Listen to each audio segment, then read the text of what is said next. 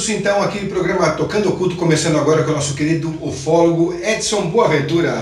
Tudo bem? Seja bem-vindo aqui no programa. Eu que agradeço aí a oportunidade de estar falando com os teus inscritos, né? Internautas, inscritos. É isso aí, é um prazer. Eles gostam muito desse tema. Fazia tempo que eu não trazia a ufologia para o programa, porque a gente gravou os últimos programas com o Maldonado, também a gente gravou com o Petit.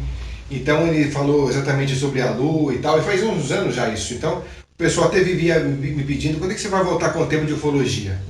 Então a gente está aqui hoje exatamente para reviver um pouco das histórias que você trouxe aqui em primeira mão dos seus estudos, né? E é um tema fascinante, né? A ufologia, ela já está com mais de 50 anos aí, né? Sim, isso sim. Oficialmente, mas tem muita coisa ainda a ser explorada, né? Inclusive, Edson, é uma história assim cada vez mais evidente de que não estamos sós, né? Sim.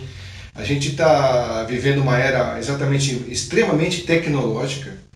Essa é uma pergunta também que eu tenho para te fazer, daqui a pouco você responde, sobre as relações de inteligência artificial com as inteligências extraterrestres ou então intraterrestres, né? Se elas estão aqui com a gente também de alguma forma trabalhando essa manipulação, trabalhando essa transformação, vamos dizer assim, né? Do velho mundo com o novo mundo tecnológico que está chegando aí. Mas eu sei que você trouxe bastante coisa, a gente vai dividir o programa em duas etapas hoje, porque ele também trouxe bastante documentação importante. Você trouxe da FAB, né? Que você falou. Eu trouxe alguns documentos aí da CIUANI, que é a Central de Investigação de Objetos Aéreos Não Identificados, que são documentos da Força Aérea Brasileira, que durante um tempo, né, a partir da década de 60, mais especificamente do ano de 1968 em diante, né, a gente tem aí relatórios até de 74, houve então um órgão oficial da Força Aérea que era aqui em São Paulo, no Cambuci, no 4º Comar, lá era o quartel-general. Sim. E era chefiado pelo brigadeiro José Vaz, brigadeiro Vaz, né, bem conhecido, Vaz da Silva. E ele era um homem de vanguarda, né, por isso que ele instituiu no 4º Comar uma equipe para investigar os fenômenos não identificados. Então, esses objetos voadores não identificados. Legal. Né? E aí tinha lá o operacional, que é o Major Zani, né, alguns inscritos aí já devem ter ouvido falar também, né? Sim, Quem sim. acompanha ufologia sabe. E aí eu trouxe documentos originais para você manusear aqui, para você ver. Vamos mostrar para o pessoal. E aí a gente conta a história, né? Como que conseguiu essa documentação? Tem muita ilusão no meio da internet, muita mentira também. Isso você vai contar, porque isso é muito importante, inclusive, para esclarecer, né? Exato, porque existe muito, a gente chama de nibirutas. Os nibirutas que falam um monte de bobagem, né? Na verdade, e ficam endeusando muita coisa que não tem nada de fundamento. Mas antes de a gente começar nesse assunto, eu queria que você se apresentasse para o pessoal que ainda não te conhece. Então, Quem é o Edson Boaventura? Então, quem não me conhece aí, eu sou Edson Boaventura Júnior, sou presidente do GUG, Grupo Ufológico do Guarujá. Eu tenho um canal no YouTube também chamado Enigmas e Mistérios. Né? Tá crescendo lá, não chegou ainda na quantidade de inscritos que você tem, né? Eu até espero que uma parte aí dos inscritos migre lá pro meu, né? Porque... Não, mas você sabe que eu fiz uma avaliação pessoal sobre isso, que é muito interessante, que é o seguinte: quando as pessoas elas sentem profundidade, você pode reparar que não são muitas pessoas que gostam da profundidade. Não. Muita gente gosta do raso. Do superficial. Né? Porque o raso é mais fácil de entender, ele é superficial, não exige muita massa cefálica, né? Exatamente. Quando você tem um público, ele é fiel. Pode ser 10, 20 mil, 30 mil, mas ele é fiel porque ele sabe que ali tem profundidade, não é nada muito raso. E a gente sabe que você é um eterno e contínuo estudante do assunto. Exatamente. Então, eu comecei no ano de 1981, depois que tive um avistamento de um OVNI. Você foi... Isso no Guarujá, né? Eu estava acompanhado do meu irmão, da minha mãe, a gente viu um objeto voador não identificado que hoje a gente classifica como uma nave-mãe, né? E vários objetos menores. Na época, muitas pessoas viram isso lá no litoral paulista. E a partir daí, o meu interesse foi despertado para o assunto ufologia, porque eu não conseguia explicar aquele fenômeno, a não ser dentro de uma ótica da ufologia. Quando você fala então são 37 anos que a gente vem de bagagem. Eu participei do caso Varginha bem ativamente em 1996. Você vai falar disso eu acabei me especializando também na pesquisa ufarqueológica, ou seja, aquelas pinturas rupestres que podem sugerir a visita, né, de OVNIs e dos seus tripulantes ao longo, né, das eras aí, inclusive no passado pré-histórico do Brasil, né? Além de eu já ter viajado por dezenas de países atrás, né, desse assunto aí. Você é um incansável investigador. Exatamente. E hoje eu sou praticamente o pesquisador que mais tem documentação oficial, documentação da aeronáutica, marinha, exército, polícia militar, SNI, o antigo, né, o extinto SNI. E então eu sou um especialista em documentação produzida por esses órgãos institucionais. Eu até gostaria de chamar a atenção do pessoal, dos internautas aqui, sobre o canal do Edson, que é bem interessante, tem muitos vídeos diferentes, inclusive eu vi um dos vídeos que você fez lá, falando exatamente sobre os documentos que os militares eles negam existir, né? Isso, porque a gente também é campeão no SIC. O que é o SIC? Serviço de Informação ao Cidadão, onde você pode solicitar documentação que já foi desclassificada. E aí a gente pede um monte de documentação sobre OVNIs, né, sobre pesquisas desenvolvidas pela aeronáutica, exército, marinha, e geralmente a gente tem a negativa, eles falam que sumiu o documento, que perdeu na enchente, que queimou no incêndio. Fico inventando onda, né? Inventa onda, só que a gente consegue depois esses documentos por outras fontes. Que a gente tem várias fontes militares também, e por uma questão de ética nossa, a gente não divulga e não expõe a pessoa. Porque a gente não pode criticar os militares, a gente tem que criticar os normativos. Porque os militares, eles estão apenas seguindo uma orientação, uma norma que tem lá. Então estão cumprindo o dever. Então se a gente tem que brigar e tem que reclamar, é para que se mude esses normativos de ocultação do fenômeno UFO por parte dos militares. Que é uma coisa que eu também acho difícil de acontecer. Outra coisa, eu escrevi também, por enquanto, 2 livros e tenho vários em andamento. Tem esse aqui que foi o primeiro livro, que é Alienígenas no Passado do Brasil. Ele traz 14 casos de tripulantes, né, que foram vistos ou com naves, né, próximo à nave ou dentro de nave. Tem a primeira abdução que aconteceu no Brasil, são casos brasileiros. Olha que legal. 14 casos brasileiros de tripulantes. Tem caso de 1925 que eu tirei de um jornal de Minas Gerais. Tem caso de 1931, que é a primeira abdução que aconteceu com o senhor José Florencio em Campinas. Ou seja, todo mundo pensa aí que a primeira abdução foi o caso lá de Minas, de São Francisco de Sales, com Antônio Vilas Boas. Né? Mas na verdade não foi com Vilas Boas, foi com José Florencio em 1931.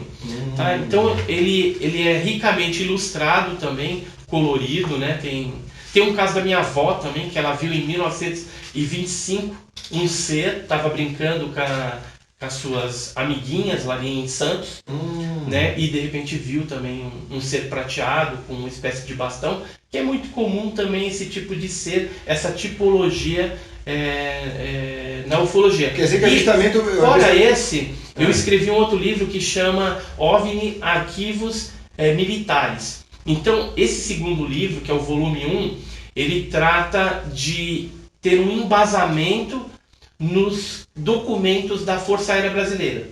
Então, esse livro também está bem interessante, a gente pretende continuar a fazer volume 2, 3 e tal, e aí abordando não só casos pesquisados oficialmente com documentação oficial da aeronáutica, mas também abordar, por exemplo, o caso Varginha, porque a gente tem do caso Varginha aí, no Brasil, também, né? Que é legal, 3 livros, né? Tem o livro do Pacatini, tem o livro do Birajara e tem o livro do Marco Antônio Petit. Sim, Petit, a gente falou sobre ele, inclusive. Inclusive, o livro que traz assim mais fidedignidade do caso, ou seja, que traz coisas mais reais, é o primeiro livro, que é o livro do Pacatini, porque ele traz a essência. O livro do Birajara, por exemplo, ele já foi escrito em 2010. Então, já tinha passado bastante tempo, mas tem coisas ali preciosas. que foram informações que foram sendo acrescentadas depois.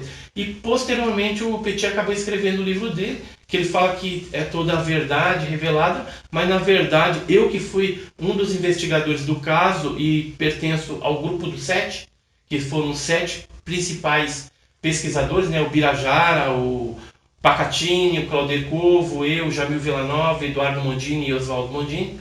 Então os 7 eles tiveram acesso irrestrito a todo esse material. Então o livro do Petit ele tem algumas coisas que é verdade, mas tem algumas coisas que inclusive o grupo de pesquisadores já tinham descartado como fraude ou uma coisa ilusória. Não tinha tanta credibilidade. Exatamente. Tá ótimo. Aí eu vou escrever o meu livro. Eu vou escrever um livro sobre Varginha. Vou escrever. E eu estou escrevendo também um livro que vai ser polêmico, acho que vai dar até Jô Soares, talvez venha até aqui no seu programa. Que bom. Que é sobre o primeiro astronauta brasileiro. Mas não é o Marco César Pontes. Quem é o cara? É um cara de Santa Catarina, que foi o terceiro homem a pisar na Lua, e a gente está fazendo uma investigação. Parece que ele morava no Brasil, depois ele migrou para os Estados Unidos, aí se naturalizou americano, e aí tem toda uma história. A gente foi atrás dos parentes aqui no Brasil, fizemos um levantamento bem interessante. Inclusive o Carlos Alberto Machado, que é um pesquisador, ele está me ajudando aí no livro e vive me cobrando para mim publicar logo. Ele está me ajudando na parte ortográfica, né, da construção das frases, mas a gente já conseguiu um material de investigação e de pesquisa bem interessante e fotográfico também da época. Então. Tem cartas que a gente conseguiu também do diretor da NASA daquela época. E a região ali onde aconteceu todo esse fato também ela é recheada de casos ufológicos. Então vai ter um monte de coisa no livro lá. Que legal, vai valer a pena também.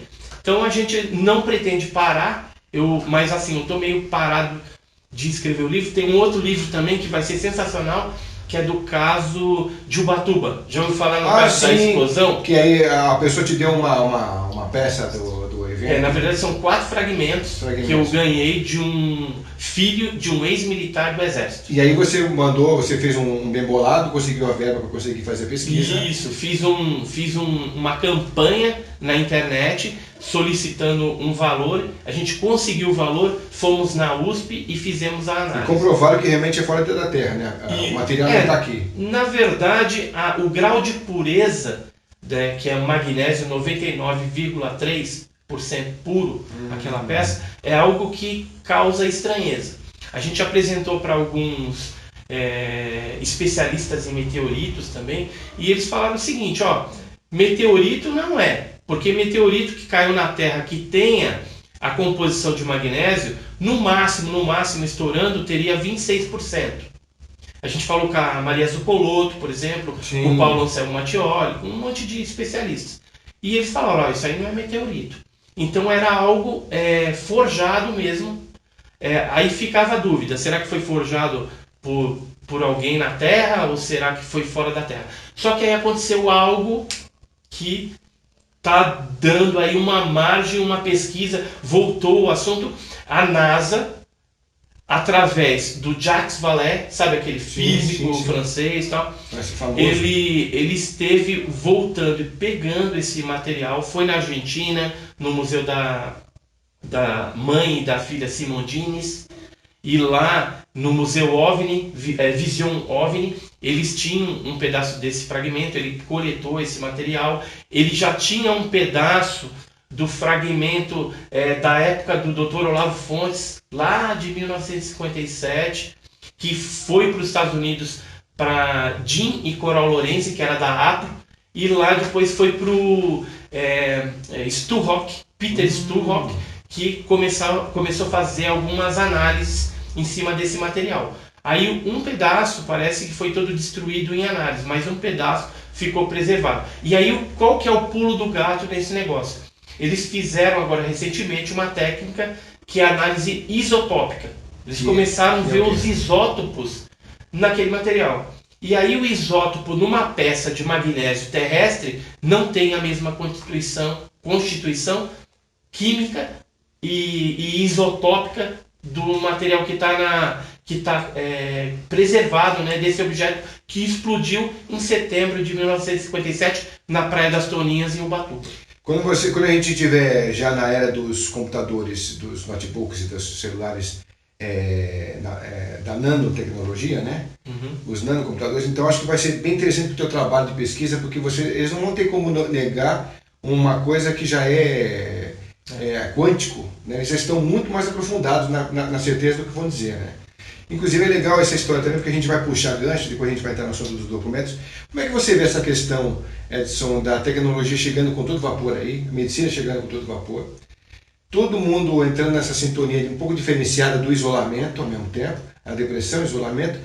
Como é que você vê os extras ou os intras atuando ao mesmo tempo nesse momento cósmico aqui no planeta? Então, primeiramente, é complicado você falar assim, ó, que um fenômeno OVNI, por exemplo, de um objeto voador não identificado, que às vezes se manifesta com tripulantes, que ele é extraterrestre ou intraterrestre. Isso são hipóteses, né? A gente não tem como provar que seja algo que veio de fora, a não ser que de repente os radares, os satélites captassem que aquele objeto adentrou a atmosfera terrestre, depois invadiu o espaço aéreo, né, fez ali algum movimento diferente, se comportou de uma forma não convencional. Mas também tem... E aí a gente poderia falar extraterrestre, né? E intraterrestre, quando a gente fala intraterrestre, não especificamente esses seres que são ditos intraterrestres moram no interior da Terra.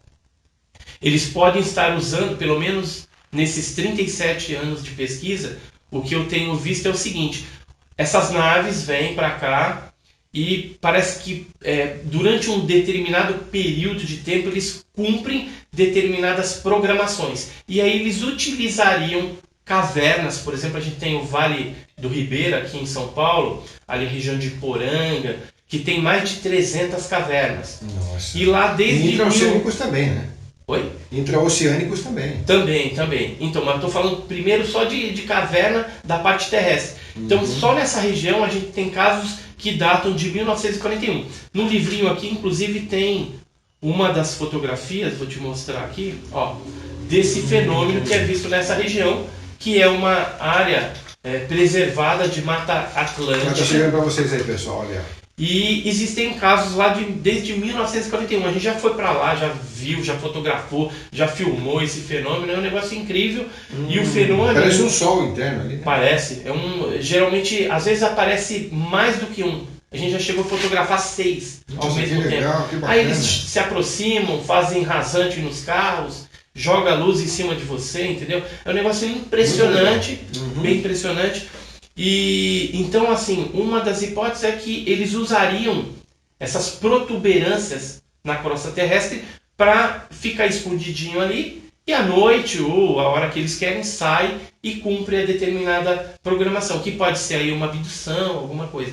Voltando, e aí tem a parte oceânica, que pode sim haver uma base de operações submarina, que o fato de existir essas bases operacionais explicaria até a frequência com que em algumas dessas regiões, né, de litoral, por exemplo, a incidência ufológica no litoral é gigantesca. E nas áreas onde tem cavernas, por exemplo, Chapada Diamantina, Chapada dos Guimarães, mesmo Iporanga, outras chapadas... O do Roncador também. O do Roncador, por exemplo. Então, explicaria o porquê que tem uma incidência maior nessas regiões, né? Tá. E no mar, assim, a gente tem algumas zonas malditas também, né? Que o pessoal conhece mais lá, o Triângulo das Bermudas, onde some, parece luz. Teve até um livro do Charles Bellis que ele fala sobre isso também, que ele fala que navios grandes transatlânticos sumiram lá. Desapareceram. Aviões que desapareceram,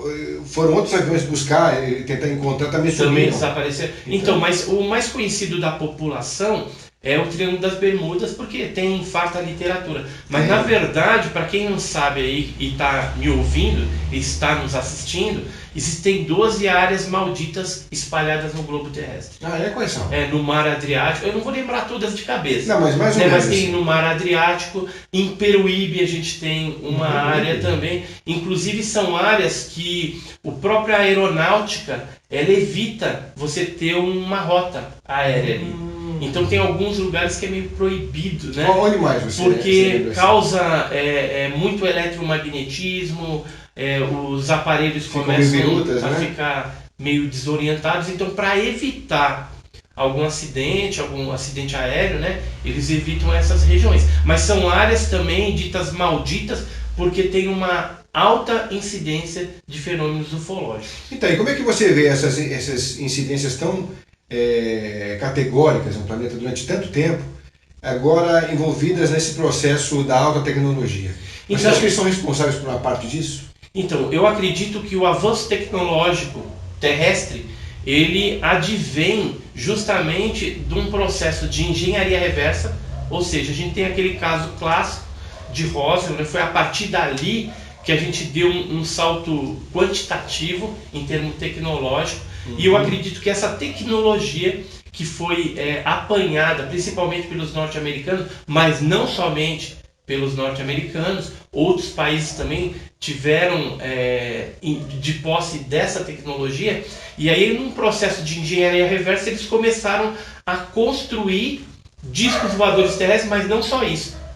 A partir do momento que eles desmontavam aqueles OVNIs, eles começaram a ter ideias também, que aí surgiu o celular, avançou mais a parte de internet, né, da medicina, né, os equipamentos também de medicina. Hoje a gente olha o que tem aí e a gente fala assim, pô, não pode ter saído só da cabeça do humano, entendeu? Não pode mesmo, é uma coisa muito extraordinária. É extraordinário. Você fala, não, mas então, a gente também percebe que em séries como Jornada nas Estrelas, Guerra nas Estrelas e tal, você vê que existia uma inspiração ali para o futuro, né?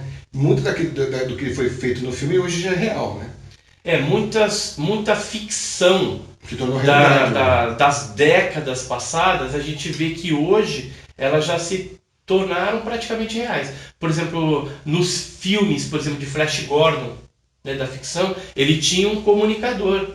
Que era, é verdade. Né, lembra desse comunicador? Hoje nada mais é do que o celular que a gente tem. É verdade. Então, parece que esses cientistas do passado tiveram acesso de alguma forma, e aí já tem as teorias da conspiração, de que haveria uma máquina do tempo, né? Então esses cientistas, ou uma parte deles, viajaram no tempo, viram o que estava acontecendo ali, voltaram para o passado e aí começaram a desenvolver as coisas. Até tem um livro chamado Cavalo de Troia, né? Operação Cavalo de Troia, fala um pouco sobre Benítez, isso. Né? J.J. Benítez. Então, só que do Benítez é meio complicado, né? Eu conheço o Benítez. Tudo. A Operação Cavalo de Troia, ela foi um plágio de um livro chamado Livro de Urântia. Eu ouvi falar do Já ouviu falar do livro de Urântia? Então, se você pegar algumas partes, não todo o Cavalo de Troia do Benítez, mas algumas páginas, elas estão ipsilíteres, né?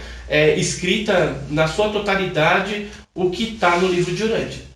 Inclusive tem um livro que mostra esse plágio, onde eles pegaram a página do Operação Cavalo de Troia e o livro de Urântia. E o livro de Urântia, o que era, né? Porque aí agora as pessoas aí ficam, pô, mas o que era esse livro de Urântia? O que está falando? Na verdade eram psicografias, ou seja, eram mensagens que supostamente se recebiam de entidades, né, espirituais, e aí aquilo ele passou como se fosse uma verdade absoluta, mas na verdade não é.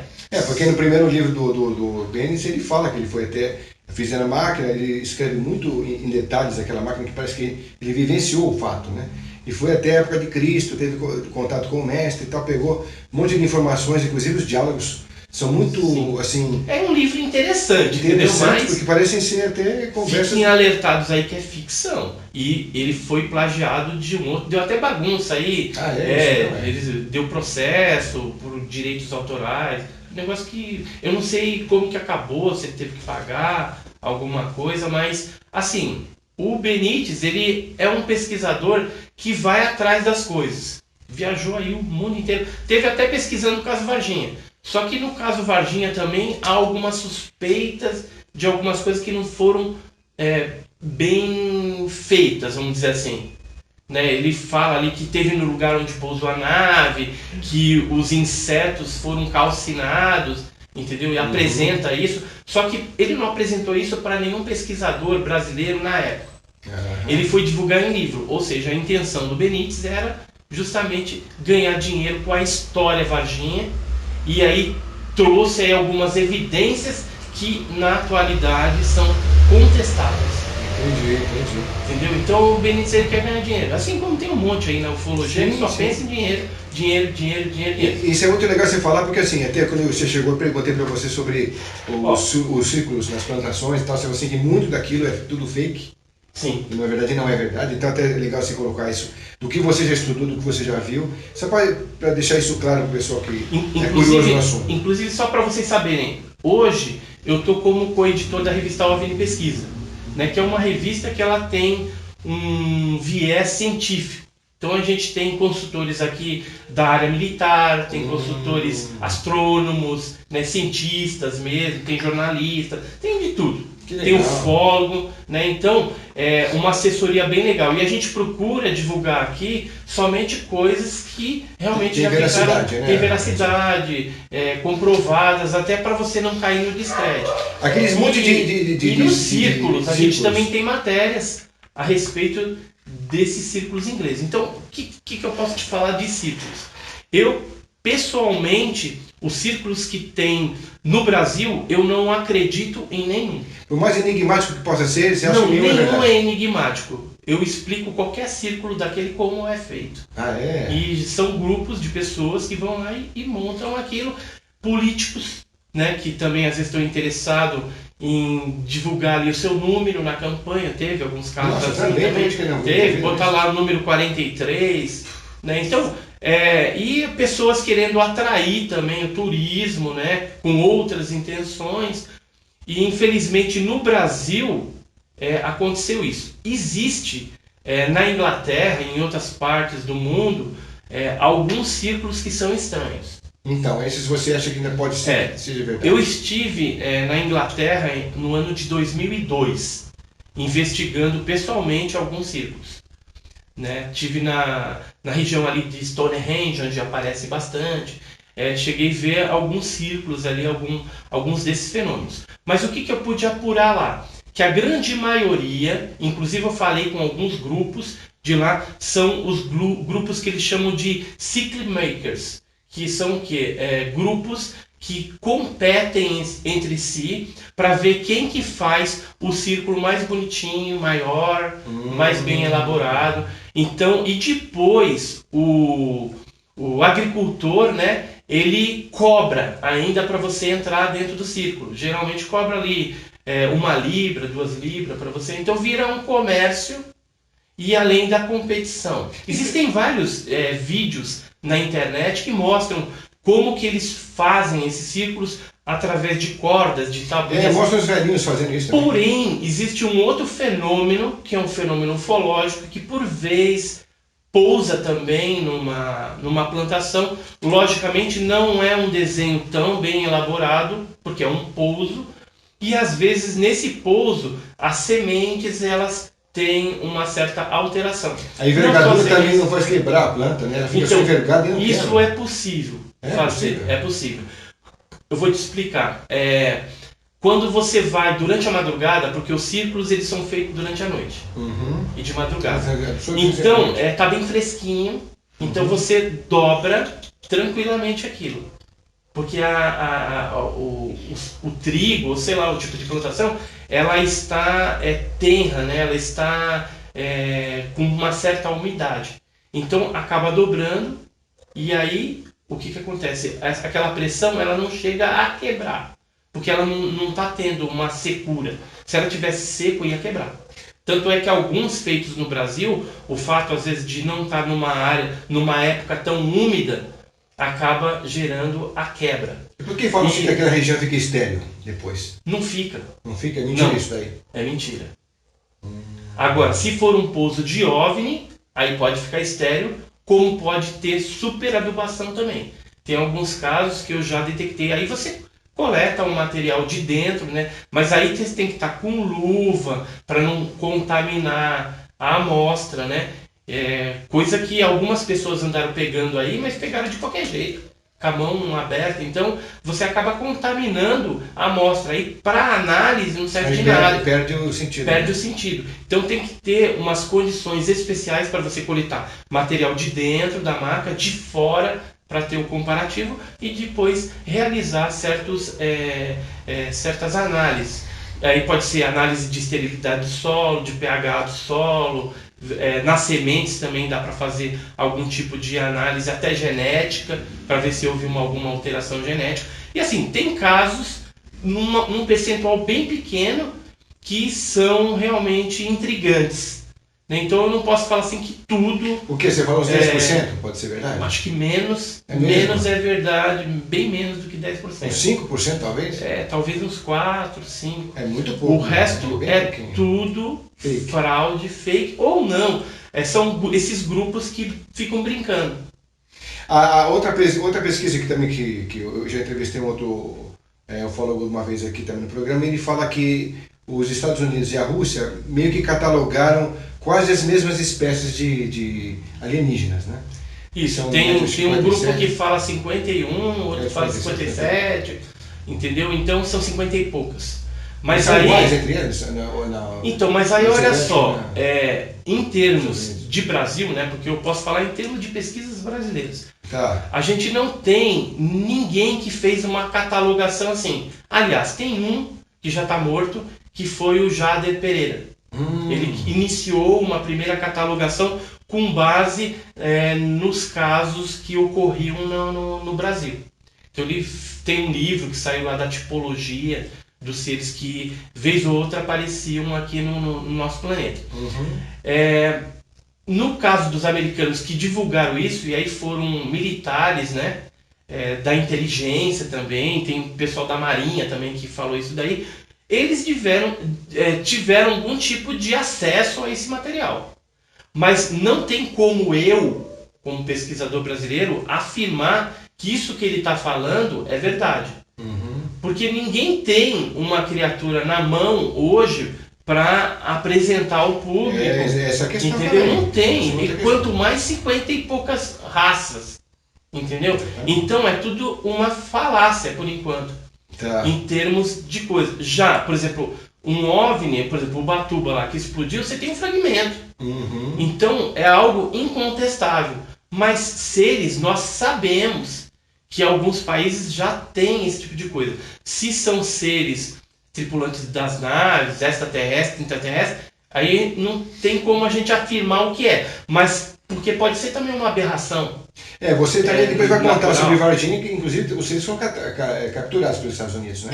E levados para lá. Foram capturados no Brasil e depois 2 deles foram levados para a famigerada Área 51.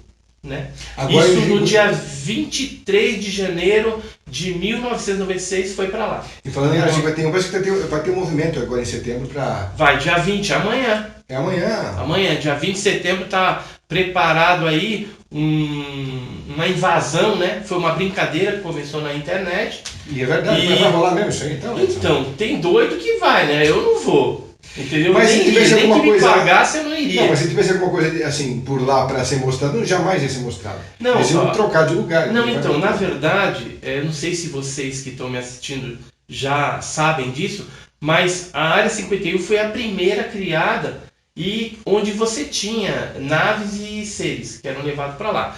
Depois, quando começou aquelas pessoas divulgar a Área 51, Área 51...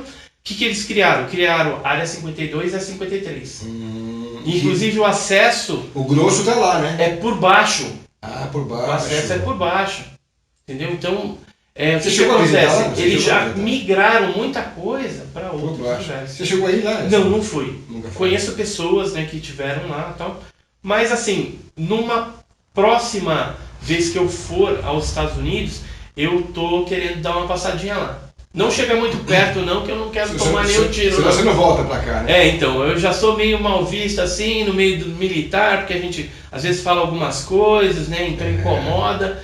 E a gente consegue algumas coisas, então assim, não é bom arriscar.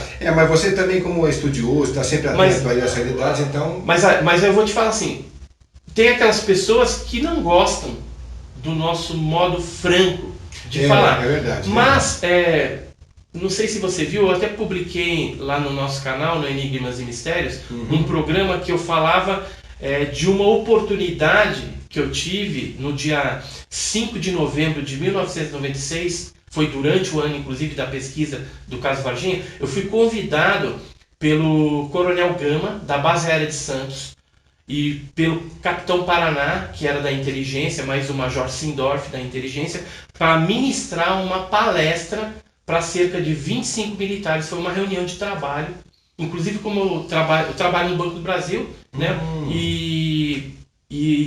Ainda não aposentei, mas quero me aposentar. Mas naquela época eu solicitei que o comandante fizesse um ofício para o meu gerente geral lá do Banco do Brasil, para que me liberasse, porque essa reunião foi numa quinta-feira. Então eu não podia me ausentar e perder o dia de trabalho.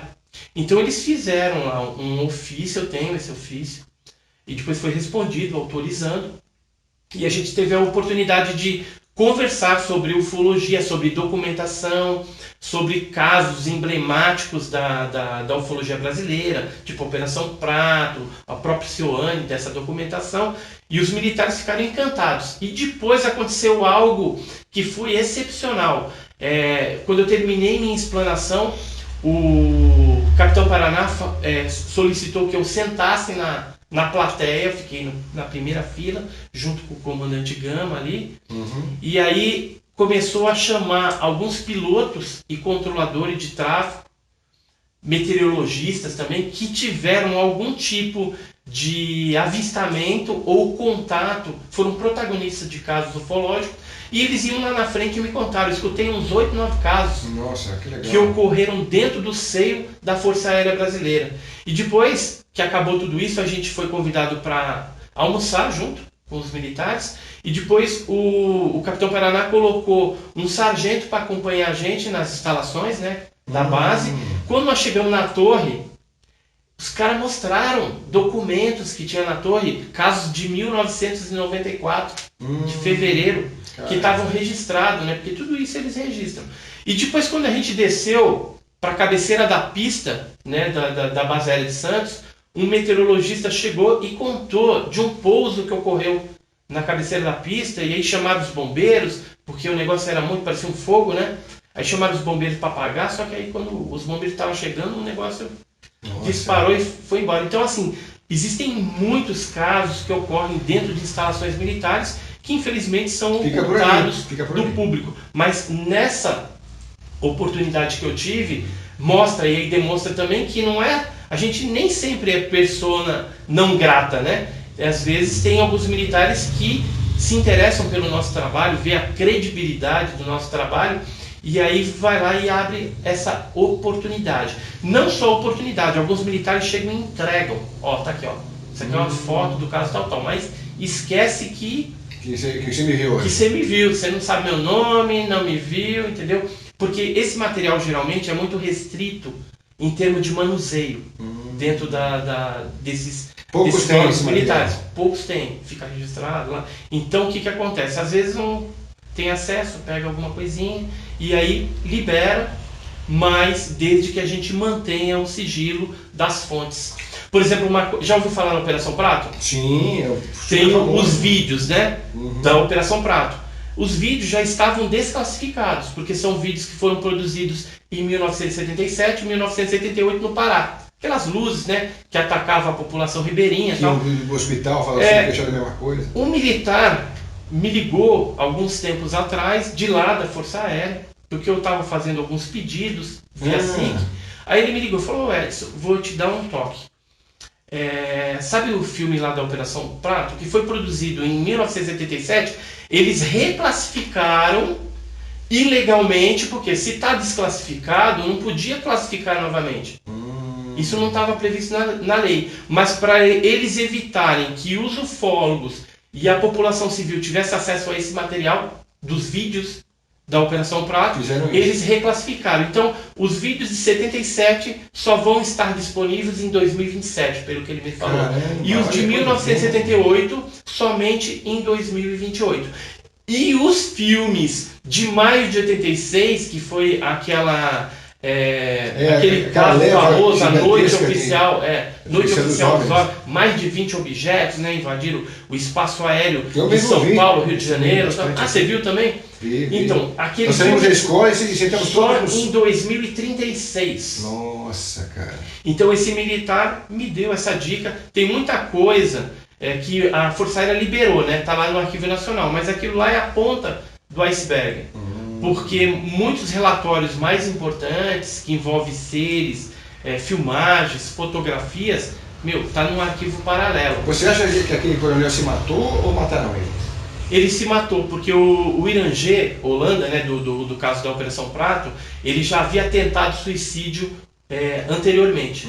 Então ele já estava pensando em se matar. Tanto é que nas filmagens que ele fez para o Marco Antônio Petit, né, e para o Gevaer na época, ele já dava, de repente eu posso não estar mais aqui, ou seja, ele já estava pensando em se suicidar. E aí ele tinha um compromisso de divulgar aquela informação daquela pesquisa maravilhosa que eles fizeram naquela época. Sim. Entendeu? Daquele fenômeno, que foi um fenômeno que até os dias atuais foi explicado. Ainda é história. E da Operação Prato é um negócio fantástico também, que ela teve um prolongamento e com envolvimento de norte-americanos. Eu consegui um documento de 1982, é um documento que foi... junto com aquele monte que você trouxe para nós? Não, esses daí são só da Cioane. O da Operação Prato aí já é um outro montante. O de 82, ele fala do envolvimento norte-americano, cita um agente John, e fala... Não sou eu, não sou eu, não. Não é ele, não. E inclusive fala que eles já estavam investigando o fenômeno que estava ocorrendo na Amazônia. Então o que aconteceu?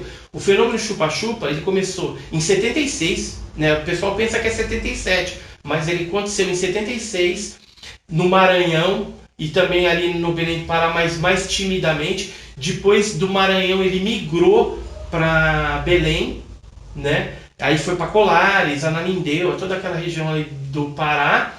E aí depois ele foi para o Amazonas. Isso 1979, 80, 81, 82, 83, ele estava atuando fortemente no Amazonas, na região ribeirinha. E em 84 teve os últimos casos na região amazônica, e aí ele ultrapassou a fronteira indo para Venezuela.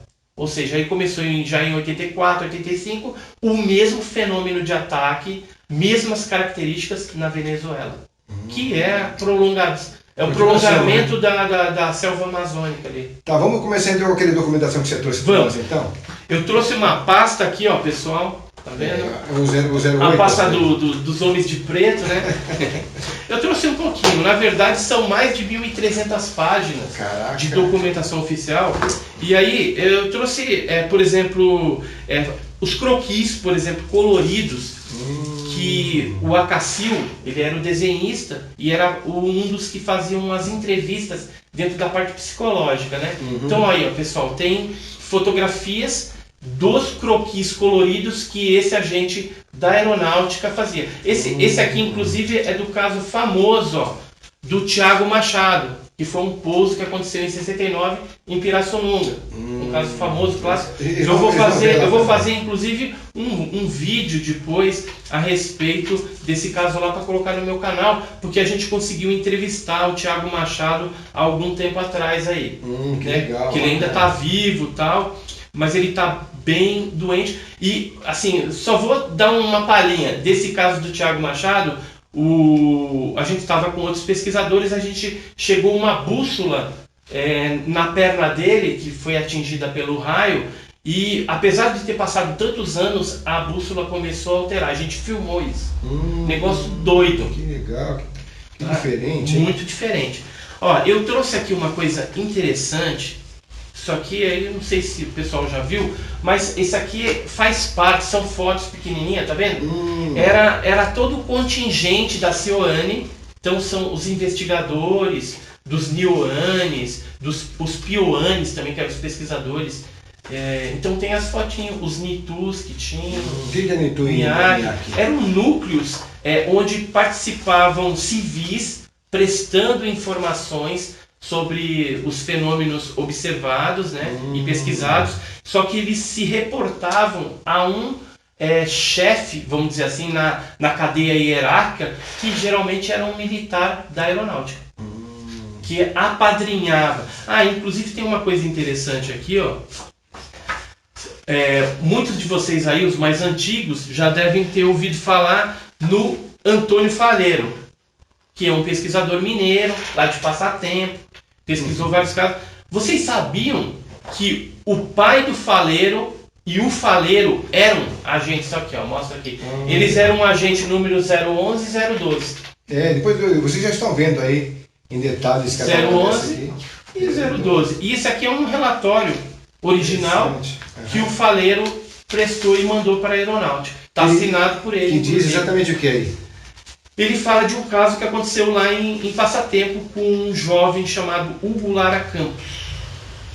Então fala de um OANI, um objeto aéreo não identificado, traz todas as informações, assinatura inclusive do Hugo, aqui ó, Hugo Lara Campos, observadores, traz os detalhes da ocorrência, tem um desenho aqui também, ó. Então são documentos originais da aeronáutica que foram nos doados. Que bacana, hein? Em 2001 por um desses militares. Aí eu vou contar a história, né? Porque tem muita lenda aí na internet. Aí o pessoal fala que eu roubei o material, que eu me apropriei indevidamente, mas eu vou contar agora para vocês como que foi essa história. Eu conheci o Zani, que é o Major Zani, Gilberto Zani de Mello. E o Gilberto Zani de Mello me contou vários detalhes a respeito das pesquisas. Só que ele, na época que eu conversei com ele, que foi em 1998, ele não tinha nenhum documento. Aí ele falou assim, ó, faz o seguinte, você vai procurar uma pessoa chamada Acacil, em Tatuí, ele já é falecido, inclusive, morreu faz pouco tempo. E você vai procurar ele lá, vai falar no meu nome, ele tem material. E aí, se ele quiser, ele te mostra. Mas aí você fala no meu nome. Então, o que aconteceu? Em 2001, eu acabei indo para lá, porque eu acabei me enrolando, viajando muito pelo Banco do Brasil, fazendo implantação e tal. E em 2001 eu estive na casa do Acacil. Aí o Acacil me contou tudo sobre o Seoane. As reuniões que eram feitas na França, tem muitos detalhes que um dia eu pretendo, inclusive, colocar num livro também, para deixar preservada essa memória dessa central de investigação da Força Aérea Brasileira. Que não pode ficar perdido também. Não pode ficar perdido, porque a memória dentro da própria aeronáutica já se perdeu. E aí o que aconteceu? Ele me contou toda a história, tudo, eu falei se ele tinha algum documento, aí ele falou que não tinha, para mim. Mas assim, como o Zani tinha falado que tinha, eu fiquei naquela, será que não tem? Será que, né? E aí eu falei para ele se a gente poderia tirar uma fotografia, porque ele me levou para um sítio, lá em Tatuí, que era da propriedade dele, e tinha um hangar, tinha um avião lá dentro, um avião lindão, né? Aí eu queria guardar esse momento, falei assim, ô Acacil, vamos tirar uma foto ali no avião, tudo. Aí, ele ficou bravo e falou assim pra mim, ó, nossa conversa acabou aqui, não vou tirar foto nenhuma, tal, já te contei o que era, tal, não sei o quê. Aí eu falei, tá bom, tal, me desculpa, então, né, não era a intenção, não nada, né? Não era a intenção, mas tudo bem. Aí ele falou assim, pra onde você vai? Eu falei, eu vou pra cidade, vou pra rodoviária lá. Falei, eu te levo lá então. Aí entrei no carro dele e tal. E aí a gente não foi conversando mais sobre a Seoane, sobre ufologia, nada disso. Fomos conversando sobre filhos. Eu falando dos meus filhos, ele falando dos filhos dele e tal.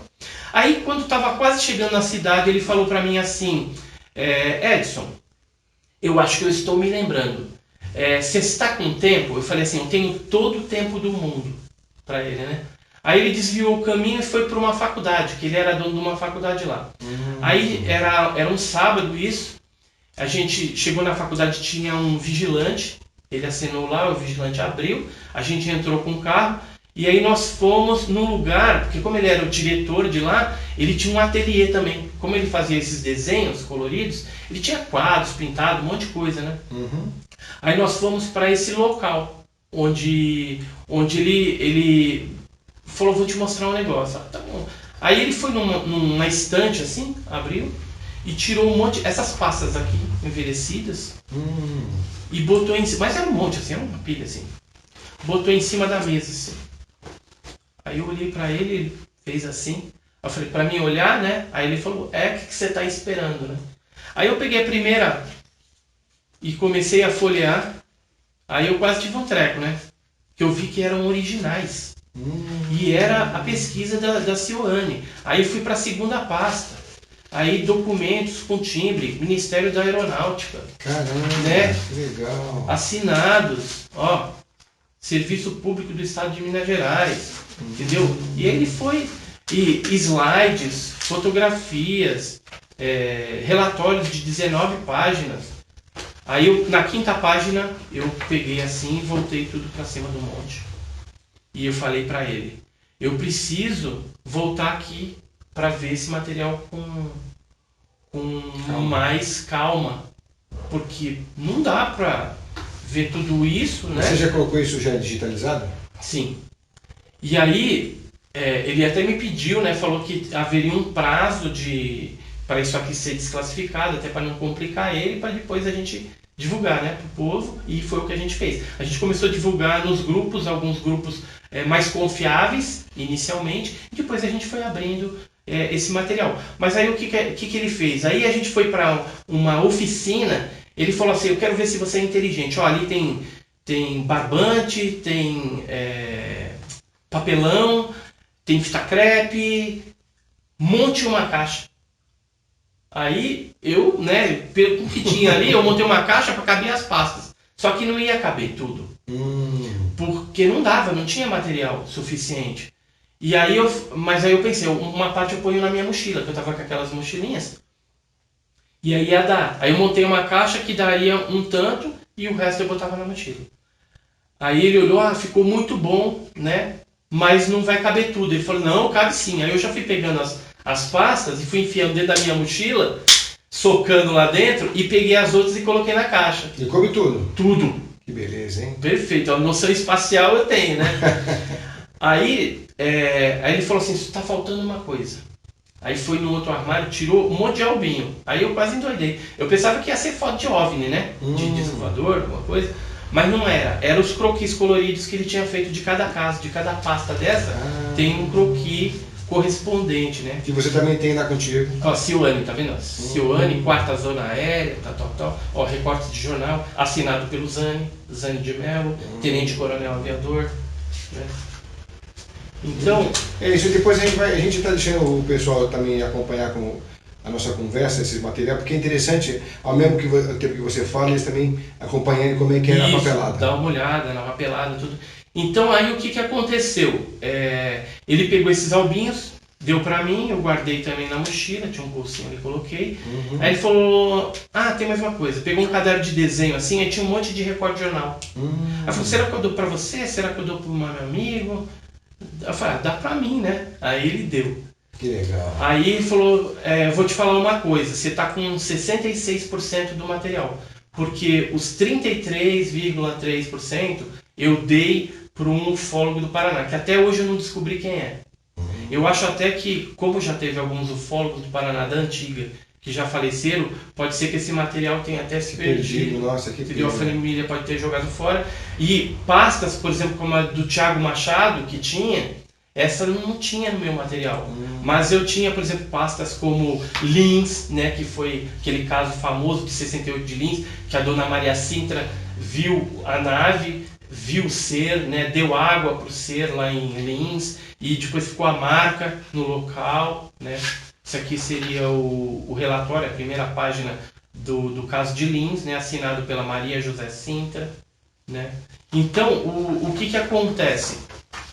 Depois que ele me passou todo esse material, ele perguntou para mim, e agora, o que você quer fazer? Eu falei, rodoviária. Aí não tive dúvida, né? Fui para rodoviária. Na rodoviária, ele me deu um cartão e falou assim, ó, só se precisar alguma coisa tal, mas esquece meu nome, entendeu? Guarda aquele prazo lá e depois você divulga aí. E outra coisa que ele falou para mim, se algum dia você quiser se desfazer desse material e encontrar algum ufólogo sério, um ufólogo empolgado que nem você, não titubie, entregue para ele. E aí ele me contou, porque eu perguntei para ele, como é que você tem esse material na tua casa? E a história foi a seguinte, o brigadeiro José Vaz, ele era um homem de vanguarda. E ele que instituiu oficialmente esse grupo de pesquisa dentro da FAG. Só que, de tempos em tempos, há a troca do comando. E o comandante que viria substituir o brigadeiro Vaz, ele não era adepto do assunto OVNI. Então, o brigadeiro Vaz resolveu chamar o Acacil, uma perua lá, falou assim, ó, põe tudo dentro da sua perua e leva para sua casa. De forma a preservar esse material. E ficou anos e anos, até que veio parar na minha mão. Aí nós escaneamos tudo, passamos para o Arquivo Nacional. Na época a gente tinha uma permuta, inclusive, com o Arquivo Nacional. O que a aeronáutica depositava lá, eles mandavam um CDzinho, a gente tem toda essa correspondência que comprova essa permuta. Então, na verdade, o Acacil me doou esse material.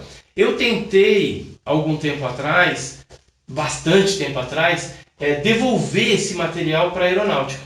Só que o Quarto Comando não quer.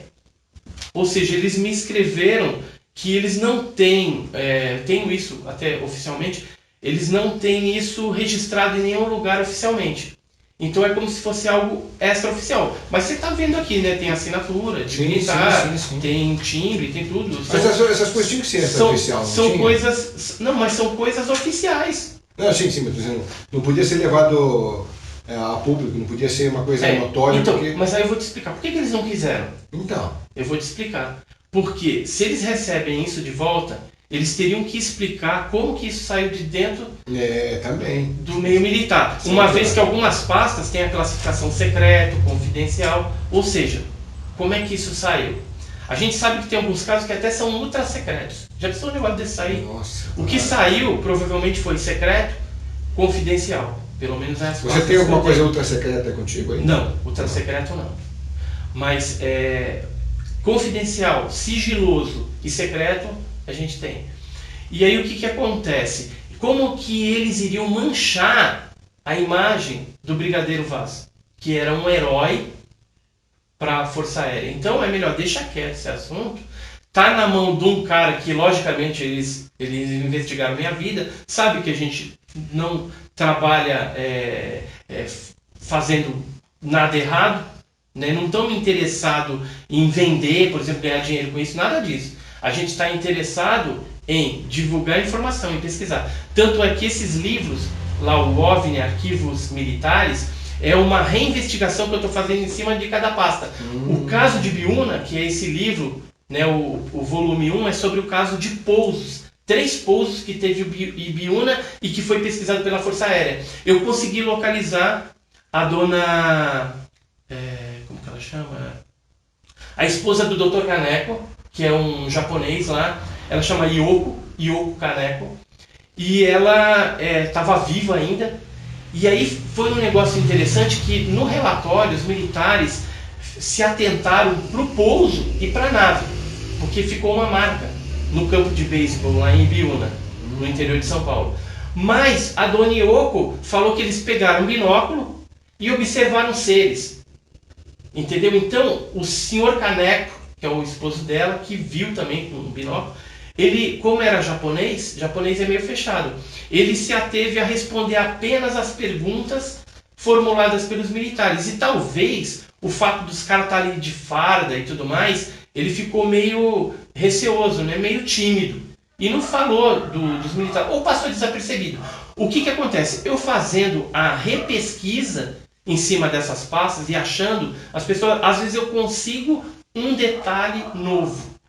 Ou seja, no caso de Biúna, que era só pouso, segundo os relatórios militares, hoje, graças à nossa pesquisa, a gente sabe que houve avistamento de seres e de binóculo. Olha só que coisa louca, hein? Então não é legal? Pô, muito é legal, bom, então a gente vai descobrindo. Só que assim, eu também não tenho braços para fazer tudo isso. Então tem alguns pesquisadores que me pediram, por exemplo, os casos do Paraná, e eu passei para eles saírem investigando. Se estão investigando ou não, eu não sei. Dentro da minha possibilidade, eu tenho feito e tenho divulgado para o público. Então, esses são todo o material que você trouxe hoje para falar sobre o CIAL, né? Cione. Cione. Né? Então, tem mais coisas da Cione aí? Você pode ver, são relatórios diversos. Cada caso ele era registrado com número. Esse aqui é o número 73, tá vendo? E Delegacia de Polícia de Petrolina, Pernambuco. Ou seja, a Cione, onde que ela pesquisava? Em todo o território nacional. Só que a grande maioria dos casos foram no interior de São Paulo. Porque em 69 a incidência maior foi Marília, Lins, aquela região ali, Jales, né?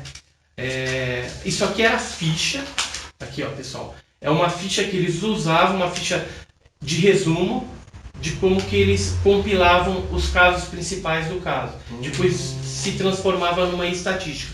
Que o envelope ó, da época, lá de Pernambuco, né? Mostrando aí pro pessoal também.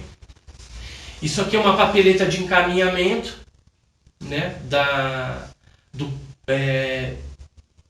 QG, ó, Quartel-General da 2ª Zona Aérea, mandando para o senhor-chefe do Estado-Maior da 4ª Zona, que é no Cambuci, que é o 4º Comar, que agora tem um outro nome. Aqui, ó. Documentos assinados, carimbados. Esse é da FAB, tá escrito. Da FAB. E aqui, ó, eu tinha falado de material que era confidencial, por exemplo, aqui, ó, a primeira página de um relatório confidencial. Esse aqui foi um dos relatórios que foi classificação confidencial, um caso que aconteceu em Fortaleza, no Ceará. Interessante, que legal. Tá vendo? Então, assim, tem vários... Interessante as pessoas, depois, a gente vê isso tanto em filme, né? Mas quando você vê isso na tua mão, fala, poxa vida... Então, existe, né? O negócio é real. É muito legal. E outra coisa, na revista OVNI Pesquisa, a gente tem também publicado alguns fatos que tem documentação oficial. Então, por exemplo, nessa daqui, que é a número 4... número 4, capa aqui, ó, do caso de Cláudio... As pessoas ainda encontram isso nas bancas, ou não? Não, a gente não vende na banca. Só no site, porque é trabalho artesanal mesmo. Então, divulga o site. Entendeu? Qual é o site? É www.ovnipesquisa.com.br.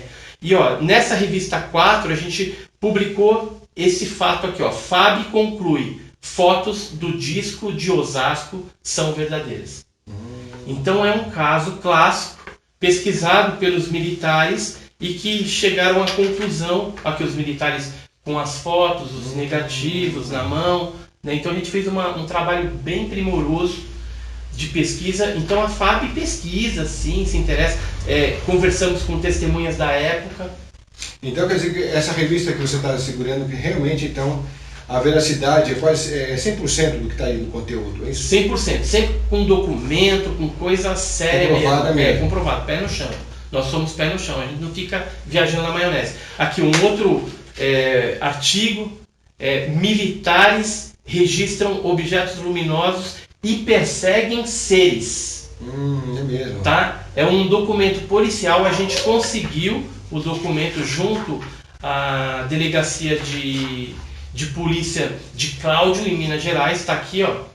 E aqui eles contam toda a história de que alguns militares foram verificar alguns objetos luminosos que estavam aparecendo, e quando chegaram no local tinha um objeto pousado, tinha seres. Aí eles passaram a perseguir esses seres. Só que aí os seres tiveram um certo controle em cima daquele grupo de militares, que eles não tiveram nem ação. Eles tentaram puxar até a arma, mas a mão ficou pesada. Depois eles deram uma apagada, e quando acordaram já estava voltando para a delegacia, entendeu? Eles falam que foi para a nave, que também fizeram trabalhos com ele em cima ou não? Não, eles não lembram nada, só lembram que não sabem como voltaram para o carro e já estavam indo para a delegacia. E aí eles pensavam que tinha passado apenas uns 40 minutos e já tinha passado horas. Nossa. Entendeu? Então alguma coisa a mais aconteceu. E não foi um dia só, foram vários dias de aparições na região. A gente vai fazer uma segunda matéria, provavelmente para a revista número 6. Essa é a número 3. Essa é a 4. Essa é a 4. A 5 eu vou estar pegando na gráfica amanhã, que também está especial. Tem casos lá inéditos de pessoas, marinheiros que foram abduzidos em alto mar. Olha só que de legal. Petroleiros da Petrobras, coisa de primeira que nós conseguimos levantar, entendeu? E então assim, a gente sempre está divulgando também essas pérolas, novidade. Alguns casos às vezes são antigos, mas aí você vai a fundo. Não fica ali só na superficialidade, entendeu? É por isso que eu falo que aqui o nome é Tocando Oculto, porque a gente não gosta de ser raso. Né? Gosta de ir mais além, né? né? É um trocadilho porque é a coisa onde a gente quer mergulhar mesmo, né? Porque se você vai numa história tão interessante como essa, superficialmente, ela fica fantasiosa. Isso. Ela não dá veracidade. Mas se você mostrando fatos, contando história, documentos... E outra coisa, ó, a Cioane, que foi essa central da Força Aérea, ela editou 2 boletins, boletim Cioane número 1, boletim Cioane número 2.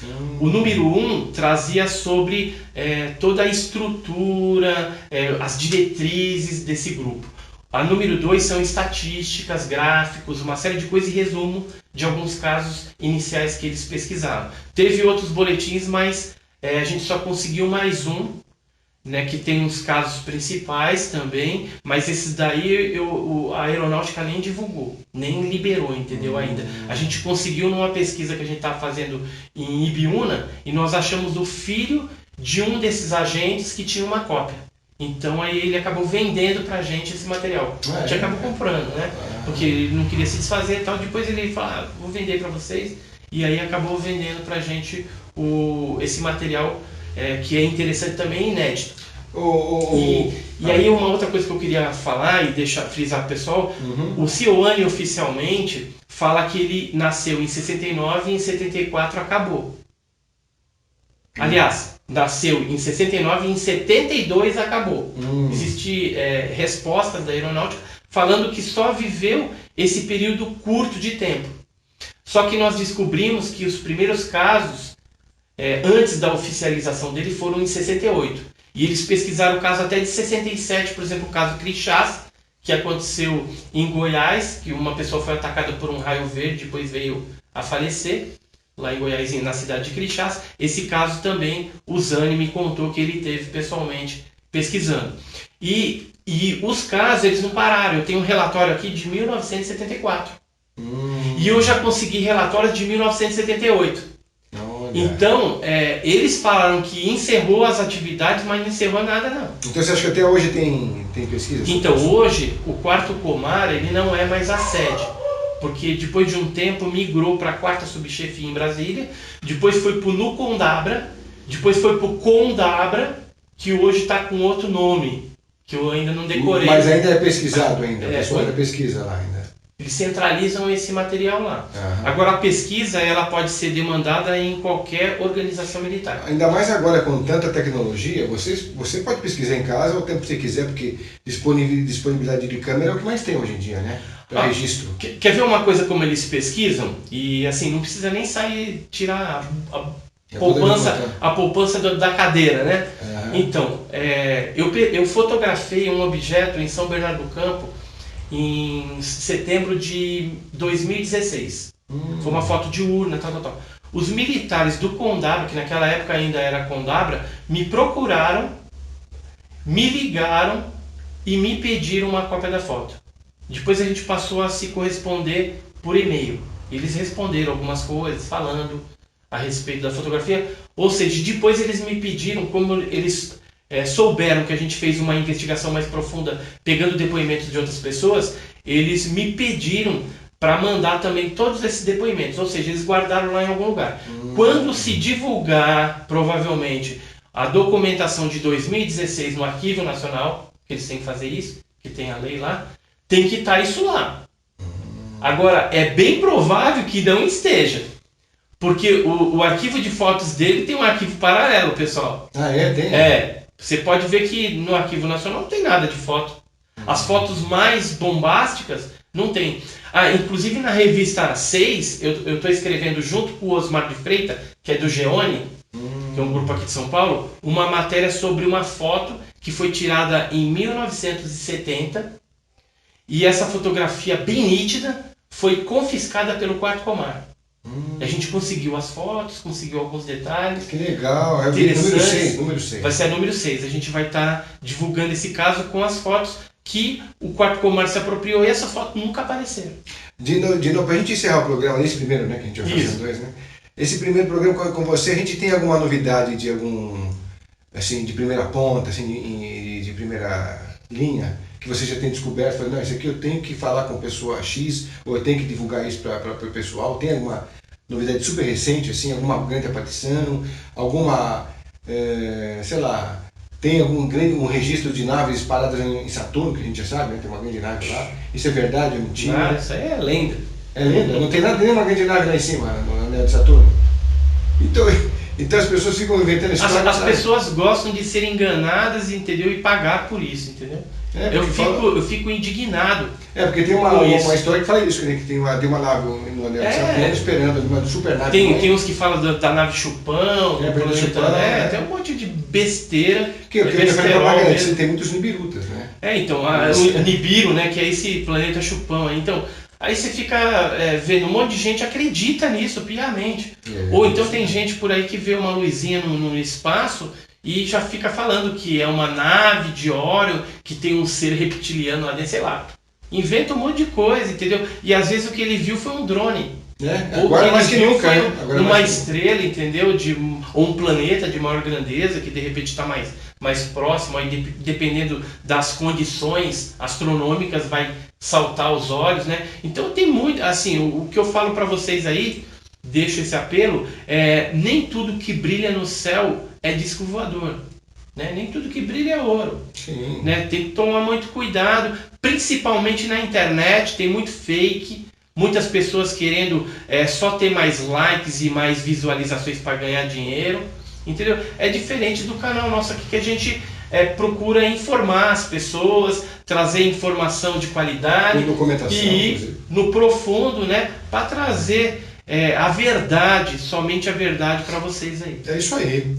Bom, a gente vai encerrar então com você esse primeiro programa e foi um grande prazer a gente estar junto. Eu que agradeço aí a audiência de vocês e também se registra lá no nosso canal, nos acompanhe lá, Enigmas e Mistérios. Se colocar no Google lá Enigmas e Mistérios ou Edson Boaventura, Enigmas e Mistérios Edson Boaventura, vai ser o primeiro que vai despontar lá. Pessoal, tem muitos vídeos bacanas lá, ele fez entrevistas com algumas pessoas também que são interessantes para vocês conhecerem, materiais interessantes. Vídeos, inclusive, fotos. Então, assim, é um material bastante rico de informação. Eu aconselho vocês a estarem no canal dele também, que vale a pena, tá bom? E fiquem com o próximo Tocando Oculto, que tem mais Edson Boaventura para vocês, então. Valeu, gente. Tchau.